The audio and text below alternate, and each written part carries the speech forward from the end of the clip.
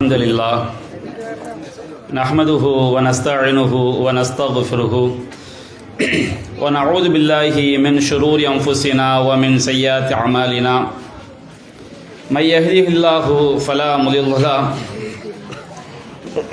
ومن يضلله فلا هادي له وأشهد أن لا إله إلا الله وحده لا شريك له وأشهد أن محمدا عبده ورسوله أما بعد يا أيها الناس اتقوا ربكم الذي خلقكم من نفس واحدة وخلق منها زوجها وبث منهما رجالا كثيرا ونساء واتقوا الله الذي تساءلون به والأرحام إن الله كان عليكم رقيبا يا أيها الذين آمنوا اتقوا الله حق تقاته ولا تموتن إلا وأنتم مسلمون يا أيها الذين آمنوا اتقوا الله وقولوا قولا سديدا يصلح لكم أعمالكم ويغفر لكم ذنوبكم ومن يطع الله ورسوله فقد فاز فوزا عظيما إن أصدق الحديث كتاب الله وخير الحديث حديث محمد وشر الأمور محدثاتها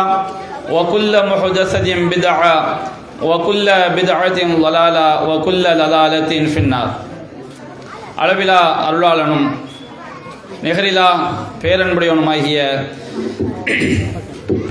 எல்லாம் வல்ல அல்லாஹுவின் திருப்பெயரால் ஆரம்பம் செய்கின்றேன். அந்த வல்லநாயனின் வற்றா பெருங்கருணை, அல்லாஹுவின் இறுதி தூதரும் நம் உயிரினும் மேலான நபிகள் நாயகம் ஸல்லல்லாஹு அலைஹி வஸல்லம் அவர்களின் மீதும், அன்னாரின் வழிமுறையை நெறிதவறாமல் நல்ல சரி இல்லை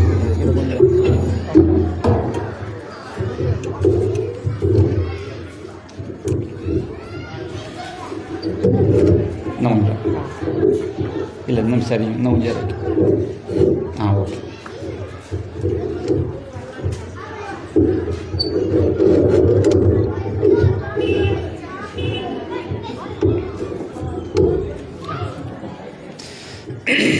அளவற்ற அருளாளனும் நிகரிலா பேரன்புடையவனுமாகிய எல்லாம் வல்ல அல்லாஹுவின் திருப்பெயரால் ஆரம்பம் செய்கின்றேன். அந்த வல்லநாயனின் வற்றா பெருங்கருணை, அல்லாஹுவின் இறுதி தூதரும் நம் உயிரினும் மேலான நபிகள் நாயகம் ஸல்லல்லாஹு அலைஹி வஸல்லம் அவர்களின் மீதும்,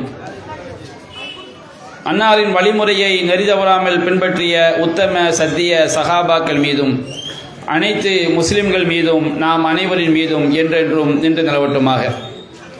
அன்பிற்குரிய பெரியோர்களே, தாய்மார்களே, சகோதர சகோதரிகளே, அல்லாஹ்வுடைய மாபெரும் கிருபையினால் இந்த நிகழ்ச்சியிலே இறை இல்லங்களும் இளைஞர்களும் என்ற தலைப்பு எனக்கு தரப்பட்டிருக்கிறது. இளைஞர்கள் என்று சொன்னால் அந்த வார்த்தையிலே இளைஞர்களும் இளம் பெண்களும் உள்ளடங்குவார்கள். பொதுவாக எந்த ஒரு மொழியாக இருந்தாலும் பொதுவாக சொல்லும் பொழுது ஆண்பாகத்தான் குறிப்பிடுவார்கள். அப்போ மனித வாழ்க்கையிலே இந்த இளமை பருவம் என்பது மிக முக்கியமான ஒரு பருவம். ஒரு அறிஞர் கூறுவார், இளமை பருவம் என்பது குயவனின் கையில் இருக்கக்கூடிய ஒரு களிமண்ணை போன்றது. குயவன் என்று சொன்னால் மண்பாண்டங்களை செய்யக்கூடிய தொழிலாளர்களை குயவன் என்று சொல்வார்கள். அப்போ ஒரு குயவனுடைய கையில் இருக்கக்கூடிய களிமண்ணை போன்றுதான் இளமை பருவம். அவன் எந்த வடிவத்தில் அந்த பானையை செய்கிறானோ அந்த வடிவத்தில் உருவாகிவிட்டால் அதை மாற்ற முடியாது என்று கூறுவார்கள். ஒரு மண்பானையை நம்ம உண்டாக்கிட்டோம் வச்சுக்கிடுங்க, அதை திரும்ப வேறு வடிவத்துக்கு என்ன செய்ய முடியாது, மாற்ற முடியாது. அதுபோன்று இளமை பருவத்தில் நாம் எவ்வாறு உருவாக்கப்படுகிறோமோ, அல்லாஹ் நாடினால் இறுதி வரை அதுதான் ஒருவனுடைய வாழ்வியல் அடிப்படையாக இருக்கும். இளமை பருவம் என்பது அவ்வளவு முக்கியமான பருவம். ஏராளமான நபிமார்களை அல்லாஹ் ரப்புல் ஆலமீன் இளமை பருவத்தில் தான் நபியாக அல்லாஹ் தேர்ந்தெடுத்தான். நபி யூசுப் அலைஹிஸ்ஸலாம், மூசா அலைஹிஸ்ஸலாம் அவர்களை பற்றியெல்லாம் அல்லாஹ் குறிப்பிடும் பொழுது, ஃபலம்மா பலகா சுத்தஹு அவர்கள் இளமை பருவத்தை அடைந்த போது ஆத்தைனாஹு ஹுக்மன் வ இல்மா, அவர்களுக்கு நாம் ஞானத்தையும் கல்வியையும் வழங்கினோம் என்று அல்லாஹ் குறிப்பிடுகின்றான். நபி இப்ராஹிம் அலைஹிஸ்ஸலாம் அவர்கள் இளமை பருவத்தில்தான் இந்த ஏகத்துவ கொள்கையை எடுத்துரைத்து அவர்கள் எதிரிகளால் தீக்குண்டத்திலே வீசி எறியப்பட்டார்கள். அப்ப இப்ராஹிம் அலைஹிஸ்ஸலாம் அவர்கள் இளமை பருவத்திலே இஸ்லாத்தை எடுத்துரைக்கக்கூடிய மிகச் சிறந்த ஒரு நல்லடியாராக நபியாக அவர்கள் திகழ்ந்திருக்கின்றார்கள். அதுபோன்று திருமலை குர்ஆனிலே அல்லாஹ் இஸ்லாத்திற்காக ஏகத்துவ கொள்கைக்காக பாடுபட்ட அஸ்ஹாபுல் கஹ்ஃப் என்ற குகைவாசி இளைஞர்களை பற்றி அல்லாஹ் எடுத்து சொல்லுகின்றான். அவர்கள் இளைஞர்களாக இருக்கும் பொழுதுதான் மார்க்கத்திற்காக பல்வேறு தியாகங்களை அவர்கள் செய்தார்கள்.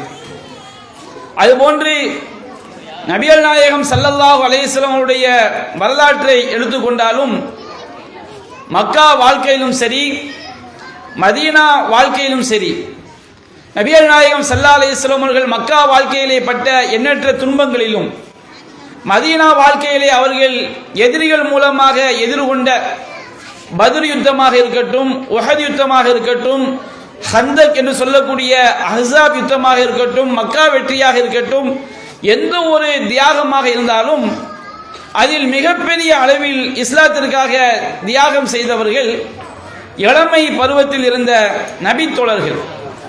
அல்லாஹ் ரப்புல் ஆலமீன் அந்த நபி தோழர்கள் மூலமாக மிகப்பெரிய வெற்றியையும் கண்ணியத்தையும் இஸ்லாத்திற்கு வழங்கினான். இந்த நபி தோழர்களை உருவாக்கியதில், அவர்களை பண்படுத்தியதில் முக்கிய பங்கு வகிப்பது பள்ளிவாசல் தான். நபிகள் நாயகம் ஸல்லல்லாஹு அலைஹி வஸல்லம் அவர்கள் மதீனாவிற்கு வந்தவுடன் அவர்கள் முதலாவதாக எழுப்பியது, முதலாவதாக கட்டியது பள்ளிவாசல் தான். இன்றைக்கு நம்முடைய பள்ளிவாசல்கள் எப்படி இருக்கிறதோ அவ்வாறு நபிகள் நாயகம் ஸல்லல்லாஹு அலைஹி வஸல்லம் உடைய பள்ளிவாசல் இருக்கவில்லை. இன்றைக்கு நம்முடைய பள்ளிவாசல்கள் கான்கிரீட் கட்டிடங்களாக இருக்கிறது. தூய்மையான விரிப்புகளை நாம் விரித்து வைத்திருக்கின்றோம். பள்ளிவாசல்களில் ஒது செய்வதற்குரிய வசதிகள் இருக்கின்றது. ஆனால் நபிகள் நாயகம் ஸல்லல்லாஹு அலைஹி வஸல்லம் உடைய காலகட்டத்திலே பள்ளிவாசல் என்பது கான்கிரீட் கட்டடங்கள் கிடையாது. அது வெறும் மண் தரையாகத்தான் இருந்தது. எந்த அளவிற்கு என்று சொன்னால் நபிகள் நாயகம் ஸல்லல்லாஹு அலைஹி வஸல்லம் அவர்கள் லைலத்துல் கத்ர் இரவை பற்றி சொல்லும் பொழுது, நான் சகதியில் சேறு கலந்த தண்ணீரிலே சஜிதா செய்பவனாக என்னை கண்டேன் என்று சொன்னார்கள். அந்த இரவிலே ரமதான் மாதத்திலே நபிகள் நாயகம் சொன்னவாறு ஒரு இரவிலே 21வது இரவிலே மழை பொழிந்தது. நபிகள் நாயகம் ஸல்லல்லாஹு அலைஹி வஸல்லம் அவர்கள் பள்ளிவாசலில் சஜிதா செய்யும் பொழுது பள்ளிவாசலில் இருந்த சேறு கலந்த அந்த சகதி நபிகள் நாயகம் ஸல்லல்லாஹு அலைஹி வஸல்லம் நெற்றியில் ஒட்டி இருந்ததை நான் பார்த்தேன் என்று அல்லாஹ்வின் நாம் ஹதீஸ்களிலே பார்க்கின்றோம். நபிகள் நாயகம் ஸல்லல்லாஹு அலைஹி வஸல்லம் காலகட்டத்திலே இருந்த பள்ளிவாசல் மண் தரை. சஹாபாக்கள் எல்லாம் தொழுது கொண்டிருக்கும் பொழுது எச்சிலையோ சளியையோ துப்புவதாக இருந்தால் நபிகள் நாயகம் சொன்னார்கள், நீங்கள் கிப்லாவை முன்னோக்கி துப்பி விடாதீர்கள், உங்கள் கால்களுக்கு இடையிலே அந்த சளியை துப்பி மண்ணை கொண்டு புதைத்து விடுங்கள். ஏனென்றால் அவர்கள் மண் தரையிலே தொழுது கொண்டிருந்தார்கள். பள்ளிவாசல் என்பது அல்லாஹ்வின் தூதருடைய காலகட்டத்திலே வெறும் கூரை கொட்டகையாகத்தான் இருந்தது. அதனுடைய பேரித்தமர தண்டுகள் தான் அதனுடைய தூண்களாக இருந்தது. ஆனால் அந்த பள்ளிவாசல் கூரை கொட்டகையாக இருந்தாலும் அதனுடைய தூண்கள் பேரித்தமர தண்டுகளாக இருந்தாலும் அந்த பள்ளிவாசலில் இருந்துதான் இளைஞர்கள் பண்படுத்தப்பட்டார்கள். அந்த பள்ளிவாசலில் இருந்துதான் ஏழைகளுக்குரிய வறுமை ஒழிக்கப்பட்டது.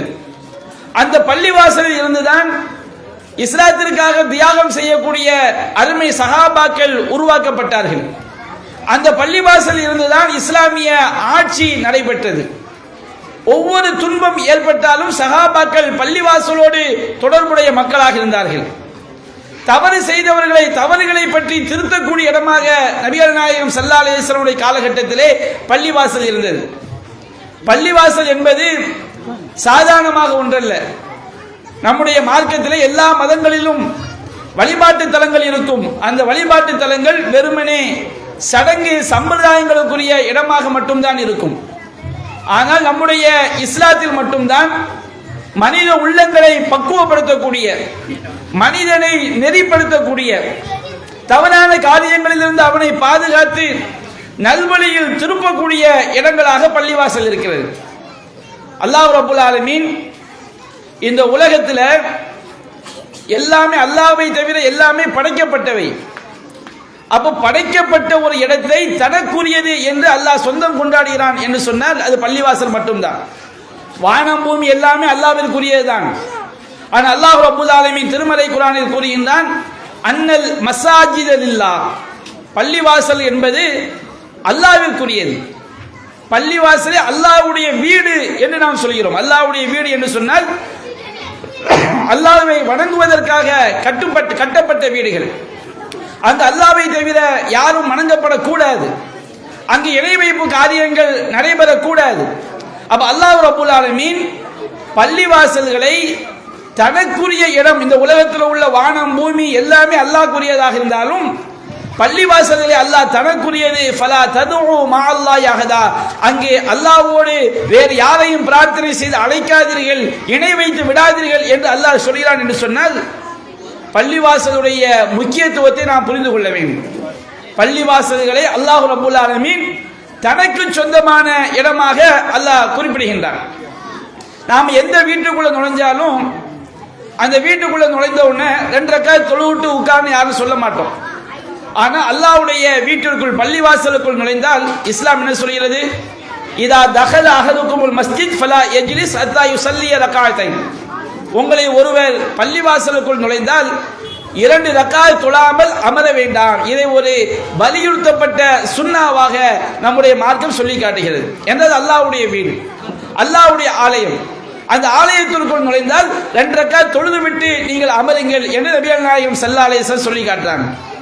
குளிப்பு கடமையோடு செல்லக்கூடிய இடம் என்று, குளிப்பு கடமையோடு இருந்தால் செல்லக்கூடாது என்று எந்த இடமுமே கிடையாது பள்ளிவாசலை தவிர.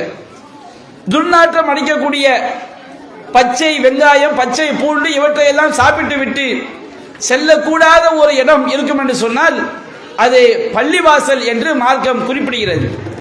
அப்ப பள்ளிவாசலுக்கு ஏன் இந்த அளவுக்கு இஸ்லாம் முக்கியத்துவம் கொடுக்கிறது? அல்லாஹ் ரப்புல் ஆலமீன் பள்ளிவாசல்களில் அல்லாஹ்வை நினைவு கூறுபவனை தடுப்பவனை மிகப்பெரிய அநியாயக்காரன் என்று திருமறை குர்ஆன் குறிப்பிடுகிறது. இஸ்லாத்தில் இணை வைத்தல் போன்ற பாவங்கள் தான் மிகப்பெரிய அநியாயம் என்று சொல்லப்படுகிறது. அந்த மிகப்பெரிய பாவங்களில் ஒன்று பள்ளிவாசல்களில் அல்லாஹ்வை நினைவு கூறுவதை தடுப்பது, அல்லாஹ்வை பற்றி பேசுவது, மார்க்கத்தை பற்றி எடுத்துரைப்பது, இவற்றை தடுப்பது மிகப்பெரிய பாவம் என்று திருமறை குர்ஆன் சொல்லி காட்டுகிறது. அல்லாஹ் கூறுகின்றான் சூரத்துல் பக்ராவிலே 114வது வசனத்திலே, வமன் அஸ்லமு மிம்மன் மனஅ மசாஜிதல்லாஹி அய்யுஸ்கர ஃபீ ஹஸ்மு, அல்லாஹ்வுடைய பள்ளிவாசல்களில் அவனுடைய பெயர் நினைவு கூறப்படுவதை, அவனுடைய பெயர் துதிக்கப்படுவதை தடுப்பவனை விட மிகப்பெரிய அநியாயக்காரன் யார் இருக்க முடியும்? அல்லாஹ்வுடைய பள்ளிவாசல்களில் அல்லாஹ்வை நினைவு கூறுவதை தடுத்து அதை பாழாக்குபவனை விட மிகப்பெரிய அநியாயக்காரன் யார் இருக்க முடியும் என்று திருமறை குர்ஆன் கேட்கிறது. அல்லாஹ் கேட்கின்றான். அப்படி என்றால் பள்ளிவாசலுக்கு எந்த அளவிற்கு இஸ்லாம் முக்கியத்துவம் கொடுக்கிறது என்பதை நாம் பார்க்கின்றோம். நபிகள் நாயகம் ஸல்லல்லாஹு அலைஹி வஸல்லம் சொன்னார்கள், அஹப்புல் பிலாதி இலல்லாஹி மசாஜிதுஹா, இந்த உலகத்தில் உள்ள பகுதிகளிலேயே அல்லாஹ்விற்கு மிகவும் பிடித்தமான இடம் பள்ளிவாசல்கள். உலகத்தில் எவ்வளவோ இடங்கள் இருக்கிறது, வீடுகள், மாட மாளிகைகள், கோட கோபுரங்கள், பார்க்குகள், பூங்காக்கள் என்று எவ்வளவோ இடங்கள் இருக்கிறது. ஆனால் இந்த உலகில் உள்ள இடங்களிலேயே அல்லாஹ்விற்கு மிக பிடித்தமான இடம் எதுவென்று சொன்னால் பள்ளிவாசல்கள். அபுகதுல் பிலாதி இலல்லாஹி அஸ்வாக்குஹா, இந்த உலகில் உள்ள இடங்களிலேயே அல்லாஹ்விற்கு வெறுப்பிற்குரிய இடம் என்று சொன்னால் கடை வீதிகள். பள்ளிவாசல் என்பது மனிதனுடைய உள்ளங்களை பக்குவப்படுத்தக்கூடியது, மனிதனுக்கு நேர்வழி காட்டக்கூடியது, மனிதனை இரக்க சிந்தனை உள்ளவனாக மாற்றக்கூடியது. இந்த உலகில் எவ்வாறு வாழ வேண்டும் என்பதை கற்றுத்தரக்கூடிய இடம் பள்ளிவாசல். ஆனால் கடை வீதிகள் என்றால் அப்படி அல்ல. அங்குதான் மார்க்கத்துக்கு மாற்றமான சிந்தனைகள், உலகம்தான் வாழ்க்கை என்ற சிந்தனைகள், தவறான பல வழிகாட்டுதல்கள் உள்ள இடம்தான் கடை வீதிகள். அப்ப நபிகள் நாயகம் ஸல்லல்லாஹு அலைஹி வஸல்லம் சொன்னாங்க, அல்லாஹ்வுக்கு ரொம்ப உலகத்தில் உள்ள இடங்களிலேயே அல்லாஹ்விற்கு பிடித்தமான இடம் பள்ளிவாசல். ஏன் இஸ்லாம் பள்ளிவாசலுக்கு இவ்வளவு முக்கியத்துவம் கொடுக்கிறது? இளைஞர்களுக்கும் பள்ளிவாசலுக்கும் என்ன சம்பந்தம் என்பதை ஏன் இளைஞர்கள் பள்ளிவாசலோடு தொடர்பில் இருக்க வேண்டும் என்பதை நாம் சற்று சிந்திக்க கடமைப்பட்டிருக்கின்றோம். இன்றைக்கு உலகத்தில் ஒற்றுமையை ஏற்படுத்துவதற்காக எவ்வளவோ முயற்சி செய்யறாங்க. ஆனால் பள்ளிவாசல் என்பது அன்றாடம் முஸ்லிம்களுக்கு மத்தியில் ஒற்றுமையை ஏற்படுத்தக்கூடிய இடமாக இருப்பதை பார்க்கிறோம். பள்ளிவாசலுக்குள் தொழுகைக்காக வந்துவிட்டால் அவன் ஏழையாக இருந்தாலும் சரி, பணக்காரனாக இருந்தாலும் சரி, கருப்பனாக இருந்தாலும் சரி, வெள்ளையனாக இருந்தாலும் சரி, யாருக்கென்று தனியான ரிசர்வ் இடம் கிடையாது, ஒதுக்கீடு செய்யப்பட்ட இடம் கிடையாது. பள்ளிவாசல் எல்லாருமே சமந்தான். பள்ளிவாசல் யார் முதல்ல வர்றாங்களோ அவங்க முன் சஃப்ல நிற்பாங்க. ஒரு சின்ன பையன் முதல்ல வந்தா கூட அவர் தான் செய்வாரு, முன் சஃப்ல நிற்பார். நபிகள் நாயகம் ஸல்லல்லாஹு அலைஹி சொன்னாங்க, தொழும்போது உங்களில் யாரு சிறந்த மார்க்க அறிவுடையவர்களாக இருக்கிறார்களோ அவர்கள் எனக்கு அதிகம் நிற்கட்டும் சொன்னாங்க. சஹாபாக்கள் உத்தரவிட்டாங்க. அவர் வயோதிகராக இருக்கலாம், சிறுவராக இருக்கலாம், இளைஞராக இருக்கலாம், யாராக இருந்தாலும் அவங்க முன் வரிசையில் நிற்பவர்கள் மார்க்க அறிவுடையவர்களை நிறுத்துங்கள் என்று சொன்னார்கள். அப்ப அந்த அளவிற்கு பள்ளிவாசல் ஏற்றத்தாழ்வுகளை நீக்கக்கூடிய ஒரு இடமாக, முஸ்லிம்களை எல்லாம் மூமின்களை எல்லாம் ஒரு உடலை போன்று, மூமின்கள் எல்லாம் ஒரு உடலை போன்றவர்கள். அல் மூமினு லில் மூமினி கல் ஜஸதில் வாஹித், ஒரு மூமின் இன்னொரு மூமினுக்கு ஒரு உடலை போன்றவன். அல் மூமின் லில் மூமின் கல் புனியான், ஒரு மூமின் இன்னொரு மூமினுக்கு கட்டடத்தை போன்றவன் என்றெல்லாம் நபிகள் நாயகம் சொன்னார்களே, அதுபோன்று மூமின்களை உடல் ரீதியாகவும் உள்ள ரீதியாகவும் ஒற்றுமைப்படுத்தக்கூடிய இடம் பள்ளிவாசல். இந்த பள்ளிவாசல் இருக்கு பாருங்க, இது எப்படிப்பட்ட ஒரு இடம் என்று சொன்னால், நபிகள் நாயகம் ஸல்லல்லாஹு அலைஹி வஸல்லம் அவர்கள் அரிசின் கீழ் நிழல் பெறக்கூடிய 7 சாராரை பற்றி குறிப்பிட்டார்கள். மறுமை நாளில் மஹ்ஷர் மைதானத்தில் சூரியன் ஒரு மைல் தொலைவில் இருக்கும், தலை உச்சியில் அது இருக்கும். ஒவ்வொருவரும் அவர்கள் செய்த பாவத்தின் அளவுக்கு வியர்வையிலே மூழ்கி இருப்பார்கள். வியர்வையினால் அவர்கள் கடிவாளமிடப்பட்டிருப்பார்கள். அந்த மாதிரி மஹ்ஷருடைய நேரத்தில் அல்லாஹ் ரப்பல் ஆலமீன் 7 வகையான தன்மை உடையவர்களுக்கு 7 சாராருக்கு தன்னுடைய அரிசின் கீழ் அல்லாஹ் நிழல் கொடுக்கின்றான். அந்த 7 சாரார் யாருன்னு பாருங்க. இளைஞர்களும் அதில் வருகிறார்கள். எப்படிப்பட்ட இளைஞர்கள்? பள்ளிவாசலோடு தொடர்பு கொண்டவர்களும் வருகிறார்கள். நபிகள் நாயகம் சொன்னார்கள், சபஅத்துன் யலில்லுஹுமுல்லாஹு ஃபீ லில்லிஹி யௌம லா லில்ல இல்லா லில்லுஹு. 7 சாரார் இருக்கின்றார்கள். அவர்களுக்கு நிழலே இல்லாத அந்த மறுமை நாளிலே அல்லாஹ் தன்னுடைய நிழலை கொடுக்கின்றான். அதில் முதலாம் அவர் யார்? அல் இமாமுல் ஆதில், நீதிமிக்க அரசர். இரண்டாவது யார்? ஷாபுன் நஷஃபி இபாதத்தி ரப்பிஹி, தன்னுடைய இறைவனுக்குரிய வணக்க வழிபாட்டிலேயே இளமை பருவத்தை கழித்த இளைஞர். சாதாரண விஷயம் கிடையாது. இளமை பருவம் என்பது அவன் பிறந்ததுல இருந்து ஒரு 8ஆம் கிளாஸ் வரைக்கும் ரொம்ப பிள்ளைங்க சாலியான பிள்ளையா இருப்பாங்க. உம்மா மதரசாவுக்கு போச்சுன்னா மதரசாவுக்கு போவாங்க, தொழுகைக்கு போச்சுன்னா தொழுகைக்கு போவாங்க, என்ன சொன்னாலும் கேட்பாங்க.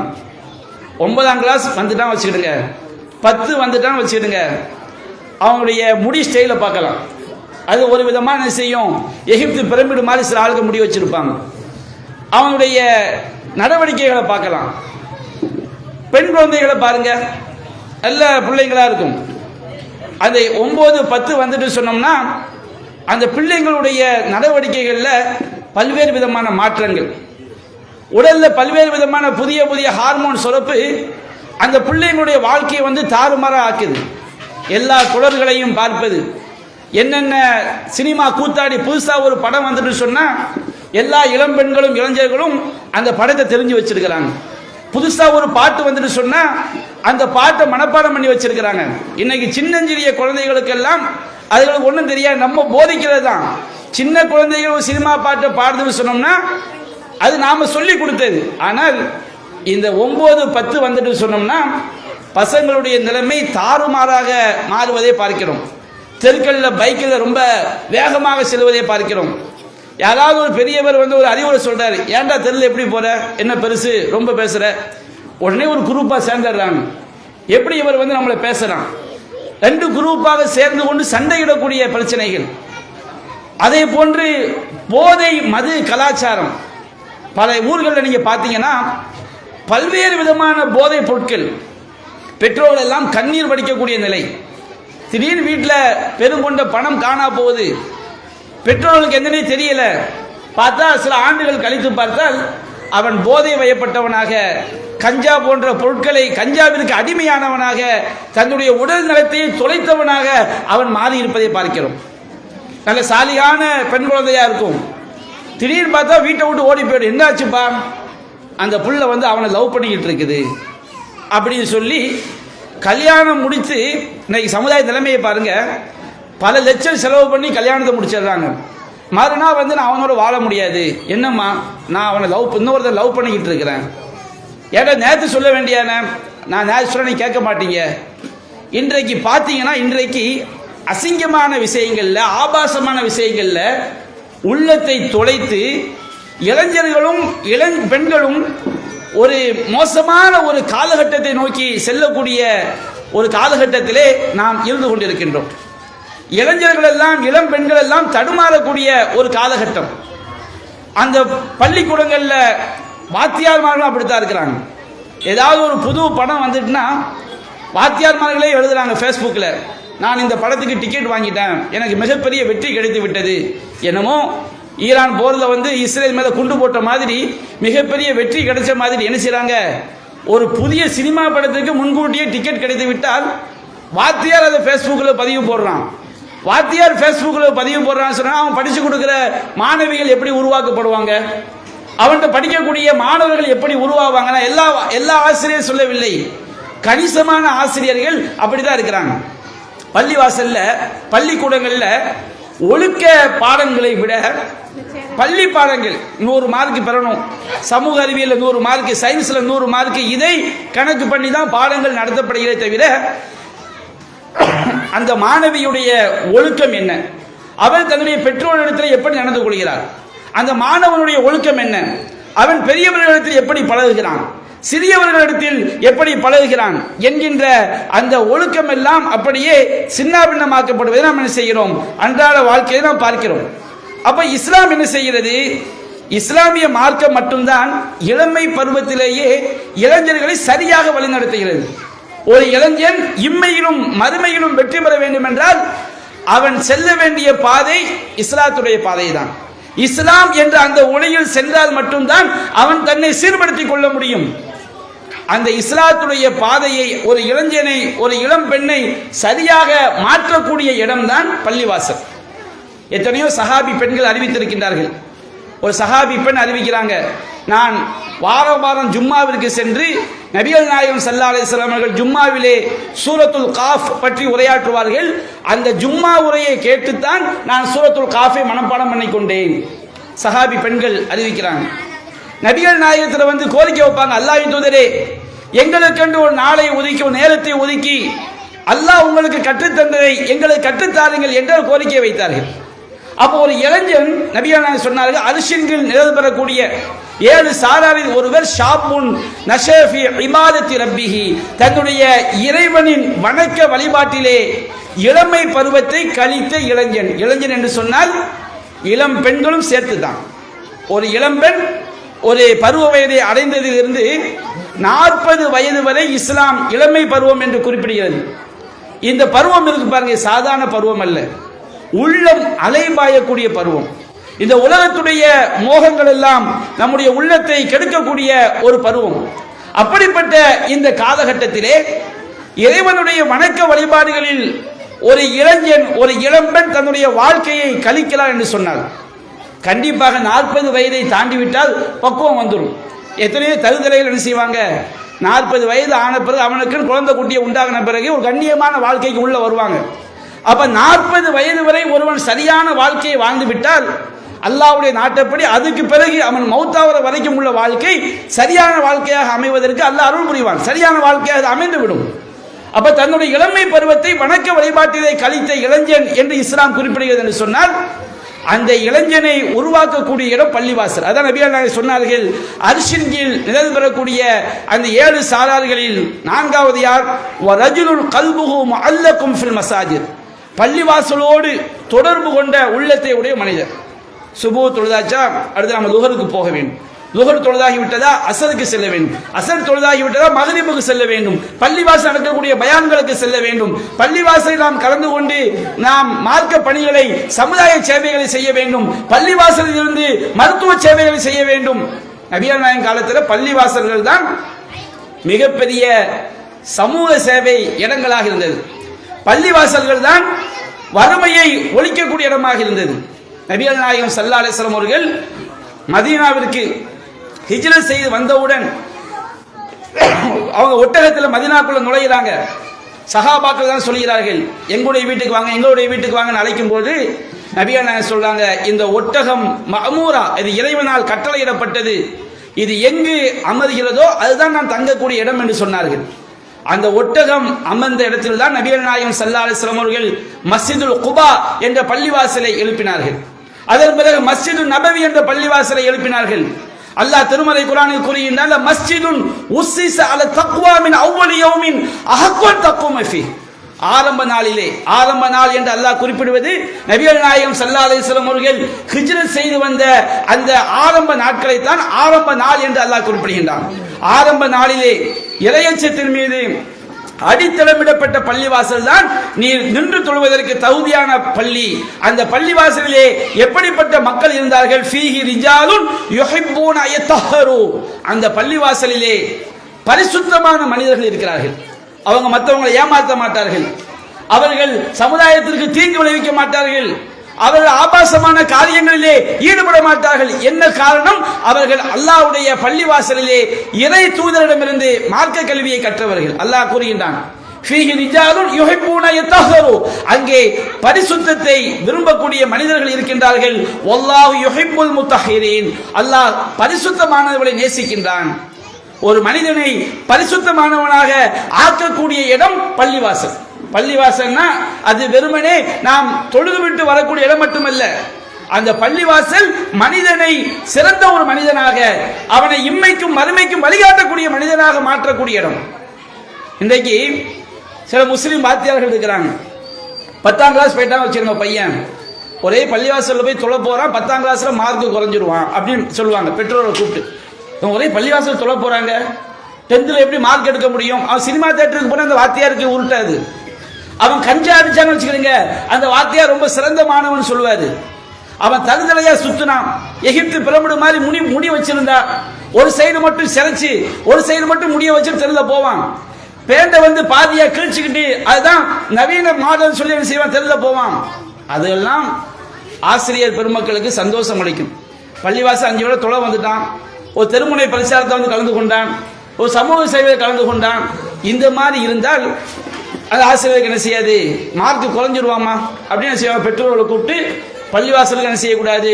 தொழுகைக்கு செல்லக்கூடாது, பள்ளிவாசல் இருக்கக்கூடாது, மார்க் குறைந்து விடுவார்கள். நான் உண்மையிலே நடந்த ஒரு சம்பவத்தை சொல்கின்றேன். எங்கள் கடையநல்லூர்ல 2 பசங்க, ஒரு பையன் சமுதாய பணிகளில் பள்ளிவாசல் தொடர்பு கொண்டு மார்க்க பணிகளில் ரொம்ப ஈடுபாடாக இருப்பான். ஏதாவது ஒரு தெருமுனை பரிசாரம் மைக்கை கொண்டு போய் கட்டுறது, சேர் எடுத்து போடுறது, இந்த மாதிரி வேலையை செஞ்சுக்கிட்டு இருப்பான். 2 பசங்க அப்படி இருந்தாங்க. ஒரு பையனுடைய தாயார் என்ன செஞ்சாங்க? என் பிள்ளைய இந்த பையனை மாதிரி ஆக்கக்கூடாது, இவனோட சேர விட்டா இவன் சேர் எடுத்து போடுற வேலையை தான் செய்வான், இந்த மாதிரி மைக்கு வைக்கிற வேலையை தான் செய்வான் அப்படின்னு சொல்லி அந்த பையனை பள்ளிவாசலை விட்டு ஒதுக்கி கொண்டு போனாங்க. 10 ஆண்டுகள் கழிந்தது. எந்த பையன் சமுதாய பணிகளிலே பள்ளிவாசலோடு தொடர்பில் இருந்தானோ அவன் திருமணமாகி ஒரு நல்ல வேலையிலே இருக்கின்றான். எவனை அவனுடைய தாயார் என் பிள்ளை இந்த மாதிரி தருதலையாக ஆக்க மாட்டேன்னு சொன்னாங்களோ அவன் இன்றைக்கு தருதலையாக சுற்றி கொண்டிருக்கக்கூடிய காட்சியை கண்முன்னால் பார்க்கிறோம். இப்படி பல விஷயங்கள். பல வார்த்தை என்ன செய்வாங்க? பள்ளிவாசல் தொலை வரக்கூடிய பசங்களை கண்டிப்பாங்க. ஆனால் அந்த மாணவர்கள் எல்லாம் ஒரு நல்ல மதிப்பெண் எடுத்து அவங்க ஒரு நல்ல ஒரு வாழ்க்கைக்கு பெற்றோரை கவனிக்கக்கூடிய பிள்ளைகளாக மாறிவிடுகின்றார்கள்.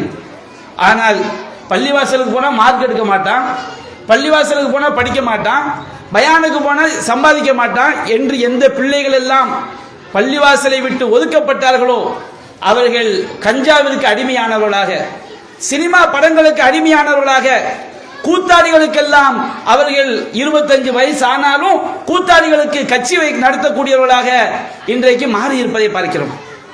எந்த அளவுக்கு சமுதாயத்தில் இளம் பெண்களுடைய நிலைமை இருக்கிறது. சில ஆண்டுகளுக்கு முன்னாடி டிவியில் ஒரு அம்மா பரதா போட்டு, ஒரு அம்மாவும் வயசுக்கு வந்து 2 பிள்ளைங்களும், திருமண வயதை அடைந்த 2 பிள்ளைங்க, பெரியாரை கேட்கிறார் அந்த பிள்ளைங்கள்ட்ட, உங்களுக்கு எந்த மாதிரிமா மாப்பிள்ளை வேணும்? ஒரு பொண்ணு சொல்றா, ஒரு கூத்தாடி பேரை சொல்லி எனக்கு அவனை மாதிரி மாப்பிள்ளை வேணும். சமுதாயம் எங்க போய்கிட்டு இருக்கு பாருங்க. கூத்தாடிகளை போன்று மாறக்கூடிய, கூத்தாடிகளை விரும்பக்கூடிய சமுதாயமாக இன்றைக்கு நபிகள் நாயகம் உருவாக்கிய பரிசுத்த சமுதாயத்தில் பெண்களுடைய நிலைமை, கணிசமான பெண்களுடைய நிலைமை மாறி இருப்பதை பார்க்கிறோம். இன்னொரு பொண்ணு சொல்றா, இன்னொரு கூத்தாடியுடைய பேரை சொல்லி அவனை மாதிரி எனக்கு மாப்பிள்ளை வேணும். தாய்க்காரி பக்கத்தில் உட்கார்ந்துக்கிட்டு அப்படியே குலுங்கி குலுங்கி சிரிக்கிறார். அப்ப அந்த பரதாக்கு என்ன அர்த்தம்? அந்த முக்காடுக்கு என்ன அர்த்தம்? அது இஸ்லாத்தை பேணுவதற்காக போடப்பட்ட முக்காடா? இன்னொன்னு பார்க்கிறோம், ஒரு கூத்தாடி கட்சி ஆரம்பிச்சிருக்கிறான், அவனை கண்ணால பார்த்துட்டேன்னு சொல்லி ஒரு பரதா அணிந்த முஸ்லீம் பெண் என்னமோ மிகப்பெரிய வெற்றி, ஆகா நான் பார்த்து விட்டேன், யாரம்மா பார்த்துட்டேன், கூத்தாடியை பார்த்துட்டேன். என்ன இந்த சமுதாயம் எப்படி நாசமாக போய் கொண்டிருக்கிறது? இதெல்லாம் எங்கு கொண்டு போய் விடும்? இது ஒழுக்கமான சமுதாயமாக மாற்றுமா? நபிகள் நாயகம் ஸல்லல்லாஹு அலைஹி வஸல்லம் காலகட்டத்திலே சஹாபாக்கள் பள்ளிவாசலில் இருந்துதான் ஆண்களும் பெண்களும் பண்படுத்தப்பட்டார்கள். பள்ளிவாசல் பாடசாலையாக இருந்தது. சஹீஹ் முஸ்லிமிலே பதிவு செய்யப்பட்டிருக்கிறது. நபிகள் நாயகம் ஸல்லல்லாஹு அலைஹி வஸல்லம் ஒரு நாள் சஹாபாக்களிடம் கேட்டார்கள், ஐயுக்கும் யுஹிப்பு ஐ யகுதுவ குல்ல யௌமின் இலா பத்ஹான் அவ் இலா அகீக். நபிகள் நாயகம் காலத்துல பத்ஹான் ஒரு பெரிய சந்தை, அகீக் என்ற ஒரு பெரிய சந்தை. நபிகள் நாயகம் கேட்கிறாங்க, ஒவ்வொரு நாளும் காலை நேரத்தில் பத்ஹான் என்ற அந்த சந்தைக்கு போய் வியாபாரம் செய்து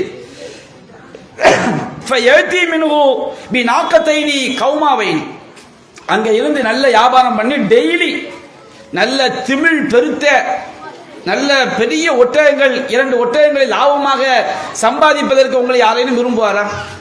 நம்ம 10 வருஷம் வெளிநாட்டில் இருந்தா தான் ஒருத்தன் ஒரு வீட்டை கட்ட முடியும். அன்றைய காலத்தில் ஒரு ஒட்டகம் என்பதே ஒரு கார் வாங்குறது சமம். அப்ப நபிகள் நாயகம் கேட்கிறாங்க, உங்கள ஒருவர் டெய்லி காலை நேரத்தில் சந்தைக்கு போய் அங்க இருந்து திமிழ் பருத்த நல்ல பெரிய திமிழ் கொண்ட மிகச் சிறந்த 2 ஒட்டகங்களை அவர் லாபமாக சம்பாதித்து எந்த பாவமும் செய்யாமல், ஏன்னா கோடி கோடியா சம்பாதிக்கணும், லஞ்சம் வாங்கணும், கொள்ளையடிக்கணும், அடுத்தவனை வியாபாரம் சொல்லி மாசம் 10,000 ரூபாய் போட்டா உங்களுக்கு என்ன செய்யும், 10,000 ரூபாய் 10 லட்சம் ரூபாய் போட்டா மாசம் என்ன செய்யறோம், 1 லட்சம் ரூபாய் தர்றோம்னு சொல்லி ஏமாத்தி கொள்ளை அடிச்சா தான் ஒன் நைட் செய்ய முடியும், கோடீஸ்வரன் ஆக முடியும்.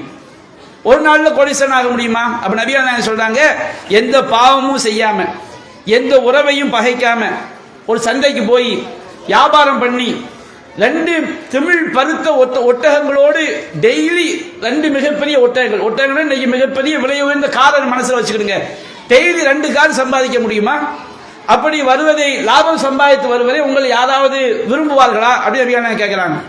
அப்ப நபிகள் நாயகம் சொன்னாங்க, யார சொல்ல நுஹிப்பு தாலிக், நாங்க எல்லாருமே விரும்புவோமே, டெய்லி போய் 2 கார் வாங்குற அளவுக்கு சம்பாதிக்க முடியும்னா அந்த வியாபாரத்தை நாங்க எல்லாருமே விரும்புவோமே.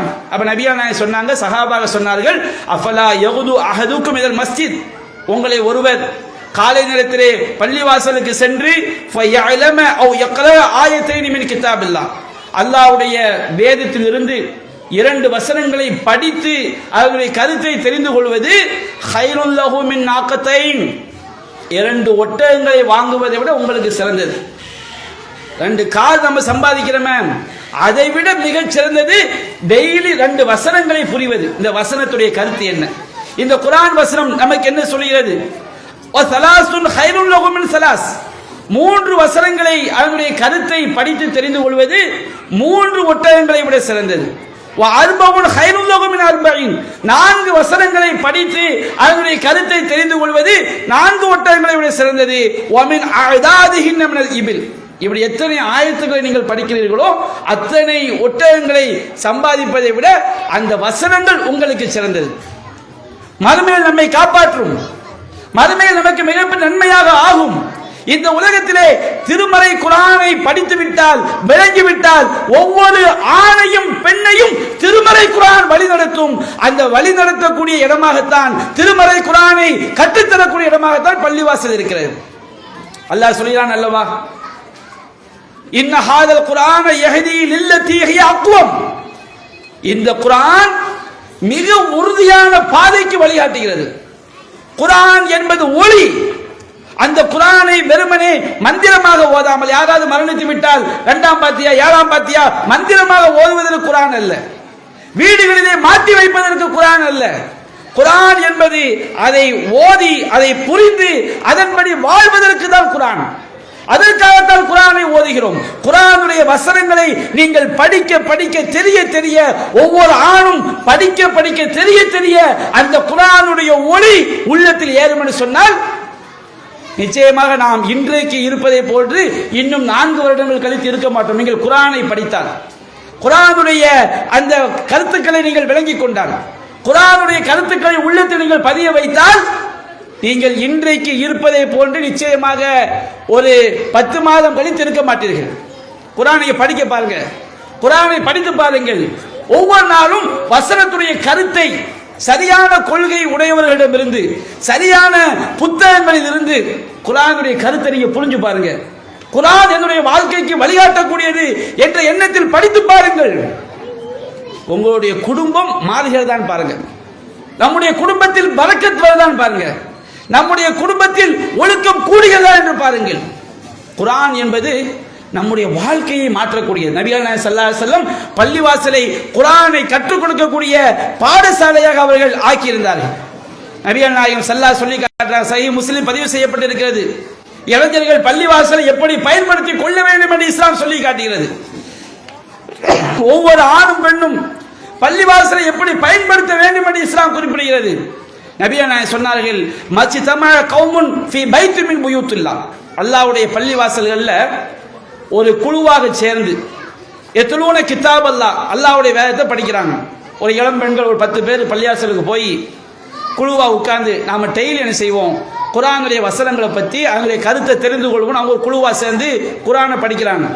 ஒரு இளைஞர்கள் பள்ளிவாசல் குழுவாக சேர்ந்து ஒரு குறிப்பிட்ட நேரத்தை ஒதுக்கி, அது வாரத்தில் ஒரு நாள், அது மாசத்துல ஒரு 4 நாள் என்று அவங்க ஒரு குரூப்பாக சேர்ந்து குர்ஆனை எடுத்து சூரத்துல் ஃபாத்திஹா முதல் சூரத்துல் நாஸ் வரைக்கும் வரிசையாக ஒவ்வொரு வசனங்களாக படித்து அவங்க குர்ஆனை பற்றி அவர்கள் ஒருவருக்கொருவர் பரிமாறிக் கொள்கிறார்கள்.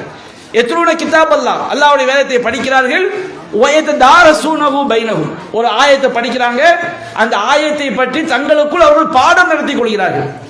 சும்மா படிச்சுக்கிட்டே போறது கிடையாது. சுபுக்கு ஒரு வசனம் படிக்கிறோம் பாருங்க, அது மாதிரி படிச்சுட்டு போறது கிடையாது. அந்த ஆயத்தை படிக்கணும், அதுக்குள்ள என்ன செய்யணும், அதை பற்றி பாடம் நடத்தி கொள்ள வேண்டும். அப்படி செய்தால் இல்லா நஸலத் அலைஹிமுஸ் ஸகீனா, அவர்கள் மீது அமைதி இறங்குகிறது. குர்ஆனை வந்து நீங்க டெய்லி படிக்கிறேன்னு வச்சுக்கிறீங்க, ஒரு குரூப்பா சேர்ந்து நீங்க நடைமுறைப்படுத்தி பாருங்க. இளைஞர்களுக்கு நான் சொல்கிறேன், உண்மையிலேயே இளம் பெண்களுக்கு நான் சொல்கிறேன், இளம் பெண்களுக்கு மட்டுமல்ல, முஸ்லிமாக இருக்கக்கூடிய ஆண் பெண்கள் அனைவருக்கும் சொல்கிறேன். நபிகள் நாயகம் சொன்னது, நீங்க வீட்டில் ஒன்னா உட்காருங்க, அல்லாஹ்வுடைய பள்ளிவாசலாக இருப்பது சிறந்தது. பள்ளிவாசல்ல பெண்களாக தங்களுக்கு ஒரு குரூப்பை உண்டாகி கொண்டு, குரூப்னா சண்டை போடுற குரூப் அல்ல, புறம் பேசுற குரூப் அல்ல, பொய் பேசுற குரூப் அல்ல, அல்லாஹ்வுடைய வேதத்தை படிப்பதற்காக ஒரு குழுவை நாம் உண்டாக்கி கொண்டு வாரத்தில் குறிப்பிட்ட நேரத்தில் ஒரு குர்ஆன் ஆயத்தை எடுத்து என்னுடைய கருத்து என்ன, என்னுடைய விளக்கம் என்ன என்று அவர்கள் குர்ஆனை தெரிந்து கொண்டே வந்தால் இல்லா நஸலத் அலைஹிமுஸ் ஸகீனா, அவர்கள் மீது அமைதி இறங்குகிறது. அமைதி வந்துட்டு வச்சுக்கிடுங்க, நம்ம உள்ளத்துக்கு அமைதி வந்துட்டு வச்சுக்கிடுங்க, எந்த சோதனையும் நம்மை என்ன செய்து விட புரட்டி விடாது. நம்முடைய உள்ளத்தில் பெருமை வராது. நம்முடைய வாழ்க்கை நிம்மதியாக வாழக்கூடிய வாழ்க்கையாக இருக்கும். பொறாமை வராது. அடுத்தவங்களுடைய வளர்ச்சியை கண்டு நாம் ஏங்கக்கூடிய நிலைமை உண்டாகாது. மதுமை வெற்றி தான் ஒரே வெற்றி. இந்த உலகம் என்பது அற்பமானது என்பதை அந்த குர்ஆன் நமக்கு உணர்த்தும். அதை நமக்கு கற்பிக்கக்கூடிய இடம் பள்ளிவாசல். நபிகள் நாயகம் சொன்னார்கள், இல்லா நஸலத் அலைஹிமுஸ் சகீனா, அவர்கள் மீது அமைதி இறங்குகிறது. வகஷியத்துஹுமுர் ரஹ்மா, அல்லாஹ்வுடைய அருள் அவர்களை அப்படியே சூழ்ந்து கொள்கிறது. அல்லாஹ்வுடைய அருள் சூழ்ந்து கொண்டு வச்சுக்கிடுங்க, அதை விட பெரிய பாக்கியம் என்ன இருக்குது? அல்லாஹ்வுடைய அருள் நம்மை சூழ்ந்து கொண்டால் கண்டிப்பாக நாம் சொர்க்கவாசிகள். அல்லாஹ்வுடைய அருள் நம்மை சூழ்ந்து கொண்டால் நமக்கு உடல் ஆரோக்கியத்தை அல்லாஹ் தருவான். இந்த உலகத்தில் நாம் சரியாக வாழக்கூடிய வாழ்க்கையை அல்லாஹ் தருவான். வஹஃபத்துஹுமுல் மலாயிகா, மலக்குமார்கள் அவர்களை சூழ்ந்து கொள்கிறார்கள். வதக்கரஹுமுல்லாஹு ஃபீமன் இன்தஹு, அல்லாஹ் என்ன செய்றான், அந்த பள்ளிவாசல்ல உட்கார்ந்து குர்ஆனை பற்றி பாடம் நடத்தக்கூடிய அந்த மக்களை பற்றி மலக்குமார்களிடத்தில் அல்லாஹ் பேசுகிறான். சாதாரண ஒருத்தனை பற்றி ஐநா சபையில் பேசிதான் வச்சுக்கோங்க, அது எவ்வளவு பெரிய பாக்கியமாக இருக்கிறார்கள். இவங்கெல்லாம் மனிதர்கள், படைத்த இறைவன் அந்த குழுவை பற்றி மலக்குமார்களிடத்தில் பேசுகிறான் என்று சொன்னால் அது எவ்வளவு பெரிய பாக்கியம். நபிகள் நாயகம் ஸல்லல்லாஹு அலைஹி சொல்றாங்க, மன் பத்த அமலுஹு லம் யுஸ்ரி பிஹி நஸபுஹு, நீங்க நல்லறங்கள் செய்வதில் சோம்பலா இருந்துட்டீங்கன்னா உங்க குடும்ப பாரம்பரியம் உங்களை காப்பாத்தாது. நான் எங்க தகப்பனார் மிகப்பெரிய ஆலிம், ஒரு என்ன செய்யறான், குர்ஆனை படிக்கல, தொழல, நோன்பு வைக்கல, எங்க வாப்பா மிகப்பெரிய ஆலிம், எங்க வாப்பா மிகப்பெரிய ஆலிம் அப்படி சொல்லிக்கிட்டே இருந்தா அவன் அதற்கான மார்க்கத்தை தெரிவதற்கான முயற்சிகளை அவன் செய்யாமல் குடும்ப பெருமையிலேயே, நாங்கள்லாம் அந்த காலத்தில் 7 யானையை கட்டி உதடிச்சோம் குடும்ப பெருமை பேசுறதுனால உனக்கு வருமானம் வந்துடுமா? உன்னுடைய உள்ளம் ஒழுக்கமுடைய உள்ளமாக மாறிவிடுமா? சொர்க்கத்திற்கு சென்று விடலாமா? நபியா சொல்றாங்க, மன் பத்த அமலுஹு, எவன் ஒருவன் நல்ல விஷயங்களை செய்வதில் சோம்பேறியாக ஆகிவிடுகிறானோ லம் யுஸ்ரி பிஹி நஸபுஹு, அவனுடைய குடும்ப பாரம்பரியத்தால் அவன் எதையும் அறிந்து கொள்ள முடியாது. எங்க குடும்பம் அப்படிப்பட்ட குடும்பம், இப்படிப்பட்ட குடும்பம் சொல்லிட்டு பரீட்சைக்கு படிக்காம இருக்கிறான் வச்சுக்கிடுங்க. எங்க அத்தா எங்க வாப்பா பள்ளிக்கூடத்திலே முதல்வர், சரிப்பா, அவன் நான் 10ஆம் கிளாஸ் படிக்க மாட்டேங்க, பாடத்தை படிக்காம இருக்கிறான். நீ பாடத்தை படிக்காம இருந்தா உங்க வாப்பா பள்ளிவாசலுக்கு பள்ளிக்கூடத்துக்கு முதல்வரா இருக்கு, ஹெட் மாஸ்டரா இருக்கிறதுனால நீ 400 மார்க் எடுத்துட முடியுமா? 500 மார்க் எடுத்துட முடியுமா?